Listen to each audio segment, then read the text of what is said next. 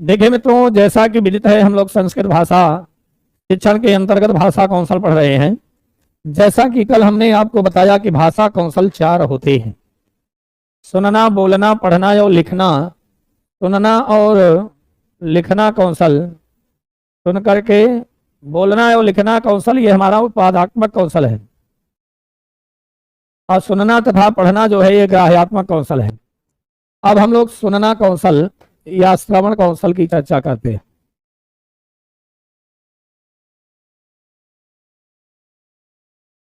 श्रवण कौशल, ये देखिए श्रु धातु में, संस्कृत भाषा के श्रु धातु में लिट प्रत्यय जोड़ करके श्रवण कौशल बना है। श्रु धातु में जब लिट प्रत्यय जुड़ता है तो श्रवण कौशल बनता है।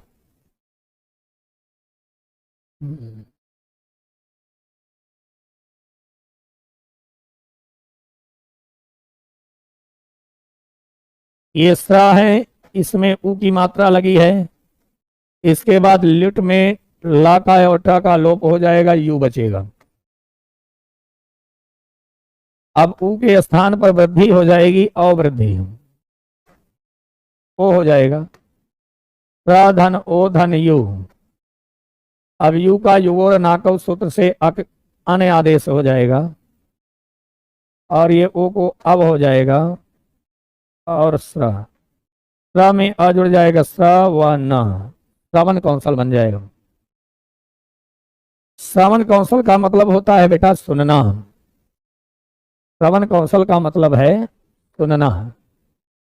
श्रवण कौशल का मतलब है सुनना। देखिए सुनना कौशल जो होता है ये सभी कौशलों का क्या होता है, आधार होता है। अगर माना जाए तो यह श्रवण कौशल सभी कौशलों का आधार है। श्रवण कौशल, श्रवण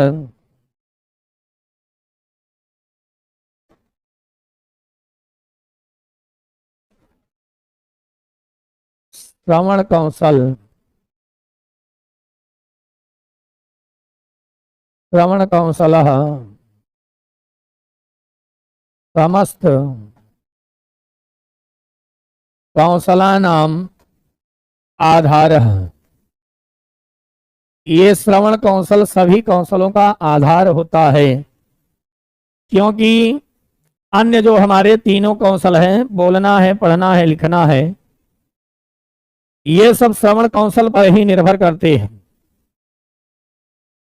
जैसे आप बातों को, गुरुओं के द्वारा बताई गई बातों को जैसा आप श्रवण करते हैं वैसा ही आप बोलते हैं, और जैसा ही आप सुनते हैं वैसा ही आप लिखते हैं, और जैसा ही आप सुनते हैं वैसा ही आप वाचन करते हैं, उच्चारण करते हैं।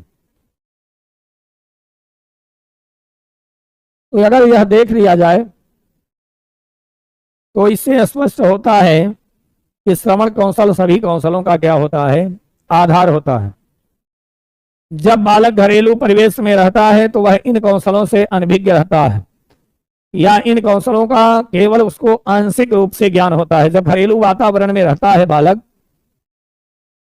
तो इन कौशलों का उसको थोड़ा थोड़ा ज्ञान होता है, लेकिन जैसे ही वह विद्यालयीय परिवेश में जाता है तो गुरुओं के द्वारा उसके उन कौशलों में निखार ले आया जाता है, उन कौशलों के अंतर्गत निखार ले आया जाता है, और बालक में सुनने कौशल में परिपक्वता को बढ़ाने के लिए शिक्षक को व्यक्तिगत विभिन्नताओं एवं रुचियों तथा योग्यताओं को जानना चाहिए। हम जानते हैं कि विद्यालयीय परिवेश में जब बालक आते हैं, कोई भी बालक जब विद्यालयीय परिवेश में जाता है तो केवल उसके पास मात्रई पूंजी होती है, उसकी मातृभाषा ही उसके पास होती है। वह अपने विचारों को केवल मातृभाषा में व्यक्त करना जानता है, और वह भी मातृभाषा में शुद्धता का अभाव रहता है। वह उसे यह नहीं मालूम रहता है कि वह शुद्ध शुद्ध बोल रहा है या वह गलत बोल रहा है। तो देखिए विद्यालयीय परिवेश में जब बालक जाते हैं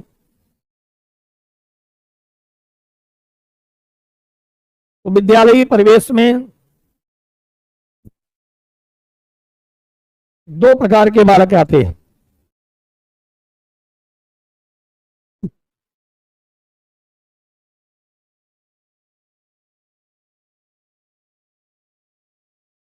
कुछ बालक संगठित समाज से आते हैं और कुछ बालक असंगठित समाज से।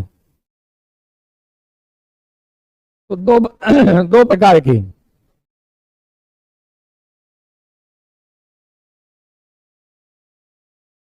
एक संगठित समाज से बच्चे जाते हैं और दूसरा है असंगठित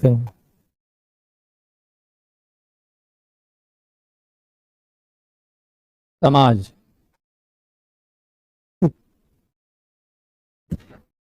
विद्यालयी परिवेश में दो प्रकार के बालक जो है प्रवेश करते हैं। पहला संगठित समाज। अब यह संगठित समाज और संगठित समाज का मतलब, संगठित समाज से तात्पर्य वह समाज है जिसमें लोग आपस में मिलजुल करके कार्य करते हैं संगठन में। जब बालक संगठित समाज से आता है तो इसमें सहयोग की भावना रहती है। परस्पर बच्चा जो है एक दूसरे के साथ, ऐसे समाज वाले बच्चे, संगठित समाज वाले बच्चे दूसरे बच्चों के साथ समायोजन करने की क्षमता इनमें तीव्र होती है। जो बालक संगठित समाज से आते हैं ये विद्यालयी वातावरण में प्रवेश करते हैं तो उन्हें अन्य बच्चों के साथ समायोजित होने में अधिक समय नहीं लगता है और ऐसे बच्चों में कोई भी कौशल आसानी से विकसित किया जाता है। इस प्रकार से हम देखते हैं कि विद्यालय में आने वाले बच्चे विभिन्न रुचियों वाले, विभिन्न योग्यताओं वाले, विभिन्न क्षमताओं वाले होते हैं और इन विभिन्न रुचियों, क्षमताओं और विभिन्नताओं से आने वाले बच्चों के अंतर्गत पहले समायोजन करना जो है बड़ा कठिन होता है। तो संगठित समाज वाले बच्चे चूंकि संगठित रहते हैं, इनके घरेलू परिवेश में लोग मिलजुल करके कार्य करते हैं तो ये बच्चे उस माहौल को, उस वातावरण को जानते रहते हैं। इसलिए संगठित समाज के बच्चों को अन्य बालकों के साथ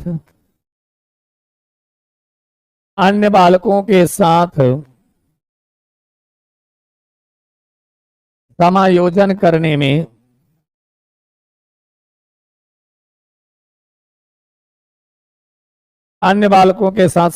करने में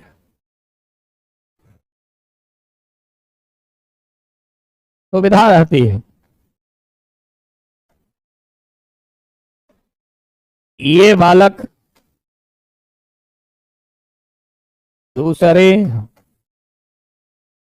दूसरों से बहुत जल्दी ही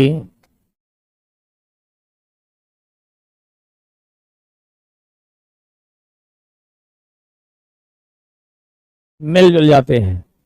जो संगठित बालक रहते हैं, जो संगठित समाज वाले बालक रहते हैं, इन बच्चों में समायोजन की क्षमता चूंकि तीव्र होती है, इसलिए ये दो अन्य बालकों के साथ समायोजन करने में इनकी जो है।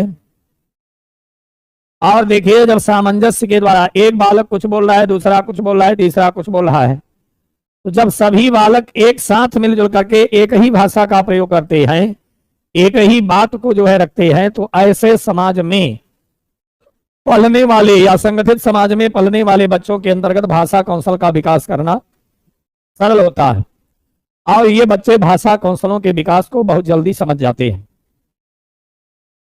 दूसरी बात आती है असंगठित समाज।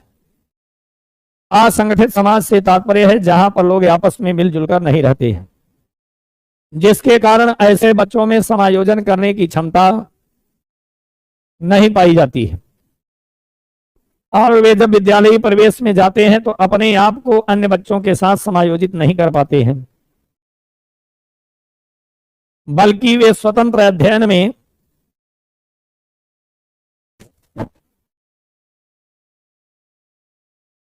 ज्यादा रुचि लेते हैं।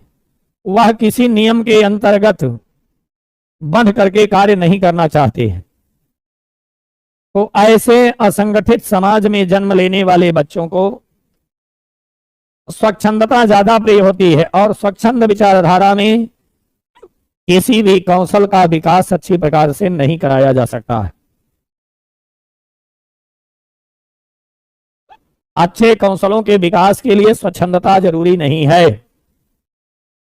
अच्छे विकास के लिए बालकों में देखिए, जब वे किसी नियम के अंतर्गत बन करके कार्य करते हैं, किसी नियम के अंतर्गत रह करके कार्य करते हैं, तो उससे जो है उनके अंतर्गत एक समायोजन करने की क्षमता आती है।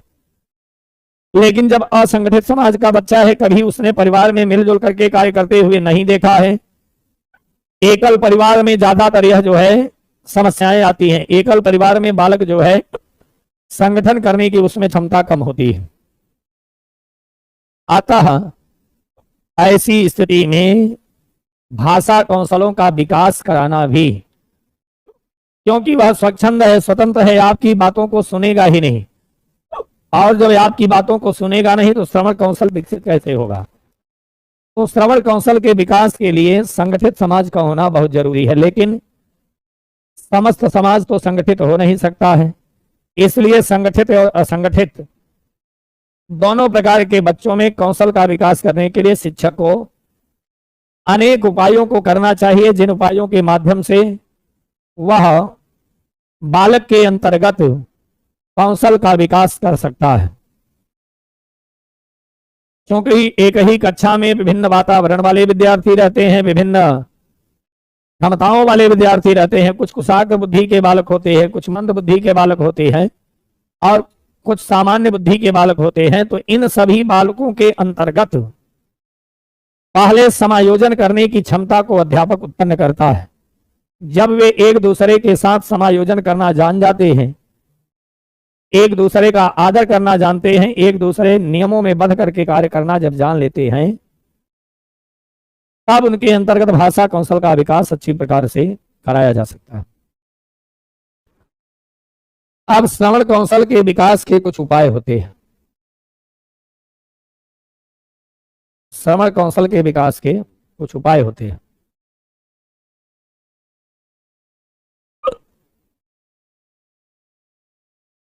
श्रवण कौशल के विकास के उपाय, श्रवण कौशलस्य विकासोपायः।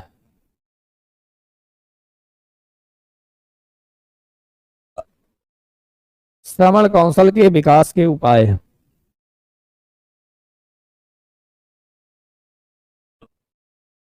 श्रवण कौशल के विकास के उपाय। तो श्रवण कौशल के विकास के निम्नलिखित उपाय हैं। पहला उपाय है, शिक्षक द्वारा शुद्ध या आदर्श वाचन करना चाहिए।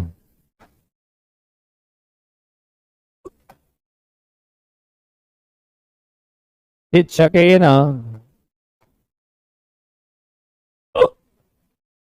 शुद्ध वा आदर्श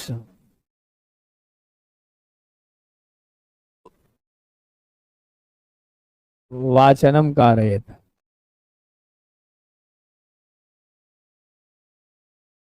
देखिए, जब शिक्षक शुद्ध बोलेगा, शिक्षक के द्वारा किया गया वाचन जो है सिस्टमेटिक होगा, नियम से बंधा हुआ होगा, तो विद्यार्थी शिक्षक के बातों का अनुकरण करते हैं। जब वह शिक्षक शुद्ध बोलेगा तो बच्चे कोई भी अंतर्गत धीरे धीरे शुद्धता आएगी और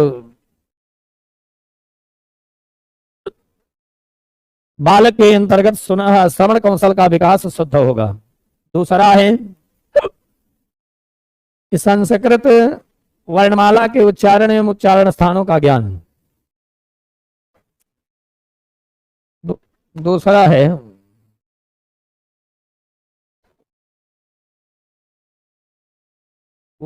वर्णमाला तथा च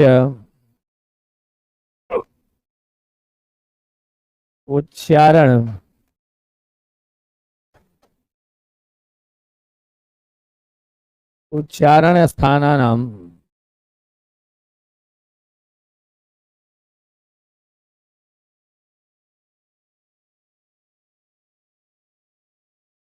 उच्चारण स्थानानाम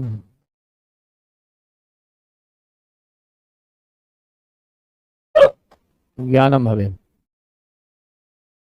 अध्यापक को वर्णमाला का पूरा ज्ञान होना चाहिए, कितने स्वर होते हैं, कितने व्यंजन होते हैं, कौन संयुक्त स्वर हैं, कौन मूल स्वर हैं, स्वरों के कितने कितने भेद होते हैं, व्यंजन के कौन कौन से भेद हैं, अंतस्थ व्यंजन में कौन आते हैं, उस व्यंजन में कौन आते हैं, स्पर्श व्यंजन में कौन आते हैं, यानी वर्णमाला का पूरा ज्ञान होना चाहिए।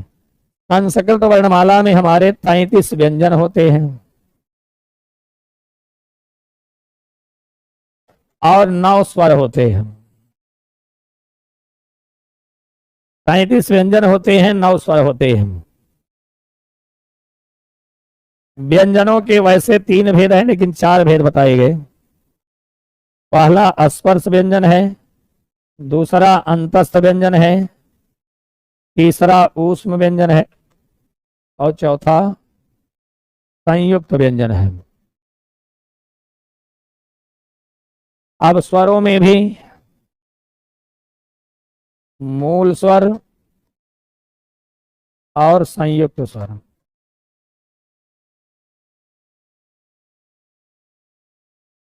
मूल स्वर 5 हैं, संयुक्त स्वर 4 हैं। कुल स्वरों की संख्या 9 है। स्पर्श व्यंजन 25 हैं, अंतस्थ व्यंजन 4 हैं और उस व्यंजन भी 4 हैं। अतः कुल मिलाकर ये 33 व्यंजन हो जाते हैं। संयुक्त व्यंजन को प्रकार के अंतर्गत नहीं माना गया है। तो जब वर्णमाला का पूरा पूरा ज्ञान रहेगा और उच्चारण स्थान किन वर्णों का उच्चारण कहां से होता है, जैसे क ता मू द ओ,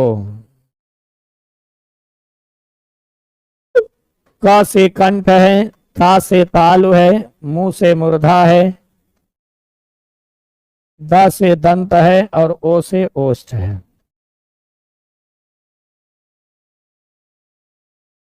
अब जो हमारा कवर्ग है, कवर्ग में आते हैं क ख ग घ अंग। कवर्ग का उच्चारण स्थान कंठ है, चवर्ग का उच्चारण स्थान तालु है, चवर्ग का उच्चारण स्थान मूर्धा है, कवर्ग का उच्चारण स्थान दंत है और पवर्ग का उच्चारण स्थान ओष्ठ है। तो जब इनका उच्चारण स्थान अध्यापक को ज्ञात रहता है, वह उसी प्रकार से शब्दों का उच्चारण करता है और जैसे जैसे शब्दों का उच्चारण करता है वैसे वैसे अध्यापकों के उच्चारण के बाद विद्यार्थी भी उच्चारण करता है। अतः उच्चारण एवं उच्चारण स्थानों का ज्ञान होने से शिक्षक के द्वारा शुद्ध शुद्ध उच्चारण कराने पर विद्यार्थी के अंतर्गत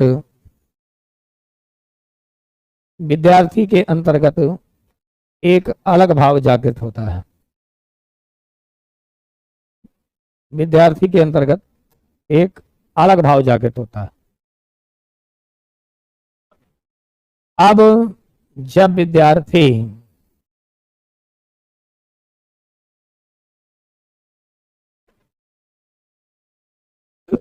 तीसरा है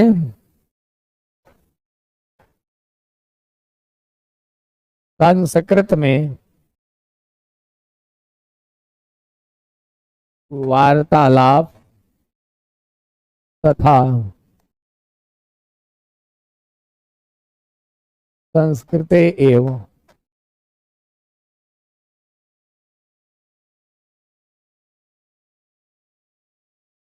प्रश्नोत्तरी। जब बच्चे संस्कृत भाषा में प्रश्नोत्तरी करते हैं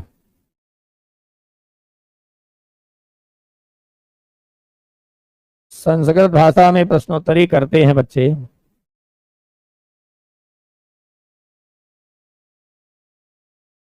संस्कृत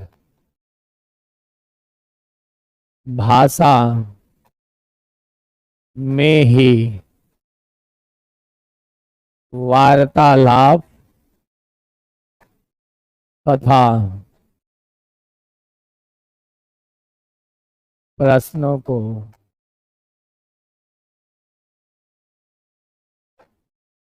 पूछा जाना चाहिए। अध्यापक के द्वारा संस्कृत में ही वार्तालाप होना चाहिए और संस्कृत में ही बच्चों से प्रश्न पूछा जाना चाहिए। जब अध्यापक बच्चों से संस्कृत में ही वार्तालाप करता है और संस्कृत में ही बच्चों से प्रश्न पूछता है तो इसका असर जो है विद्यार्थियों पर पड़ता है और विद्यार्थी भी धीरे धीरे संस्कृत भाषा में बोलना शुरू करते हैं, संस्कृत भाषा में पढ़ना शुरू करते हैं।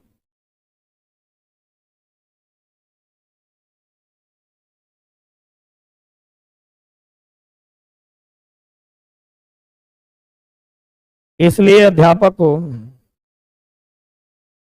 वंदना यादव जी, इसमें प्रश्न कैसे पूछेगा सर?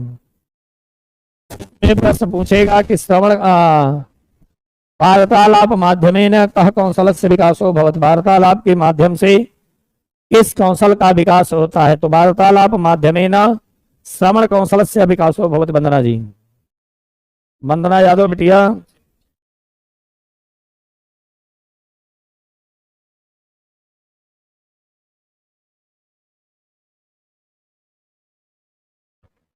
वार्तालाप के माध्यम से किस कौशल का विकास होता है? अगली बात है, कक्षा में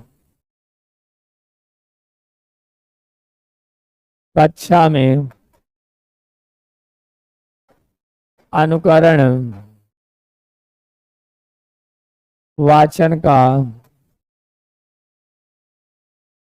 अभ्यास कराना चाहिए। अध्यापक के द्वारा छात्रों को कक्षा में अनुकरण वाचन का अभ्यास कराना चाहिए।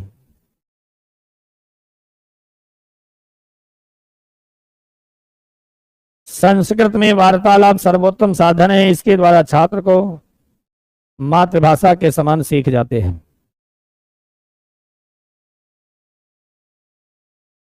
कैसेट,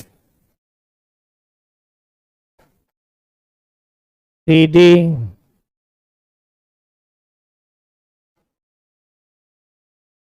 रिकॉर्डिंग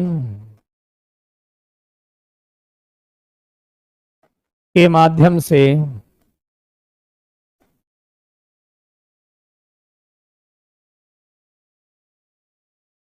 बच्चों को, कैसेट के माध्यम से, सीडी के माध्यम से, रिकॉर्डिंग के माध्यम से बच्चों को जोड़कर बार बार सुनने कौशल का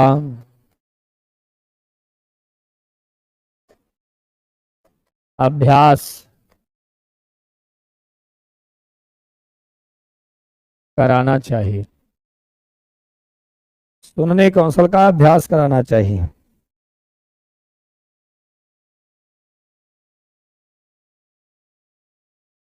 दूरदर्शन आदि पर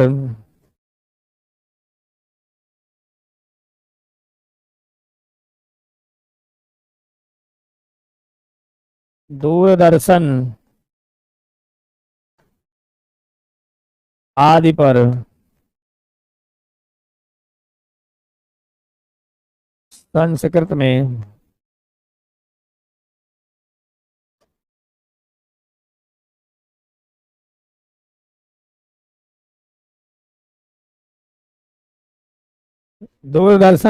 संस्कृत में समाचार सुनना चाहिए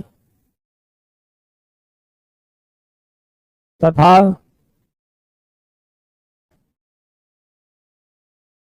संस्कृत परख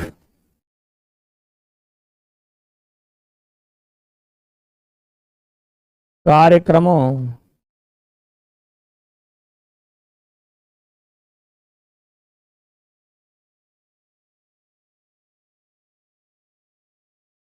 को देखना चाहिए।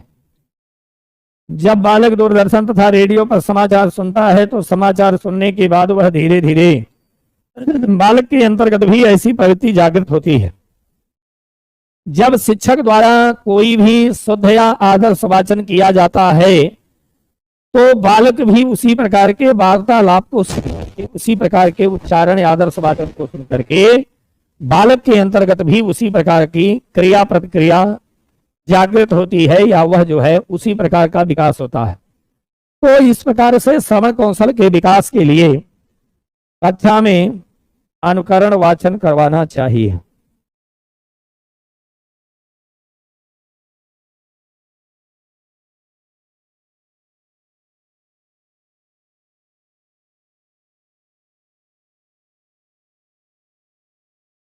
ठीक है,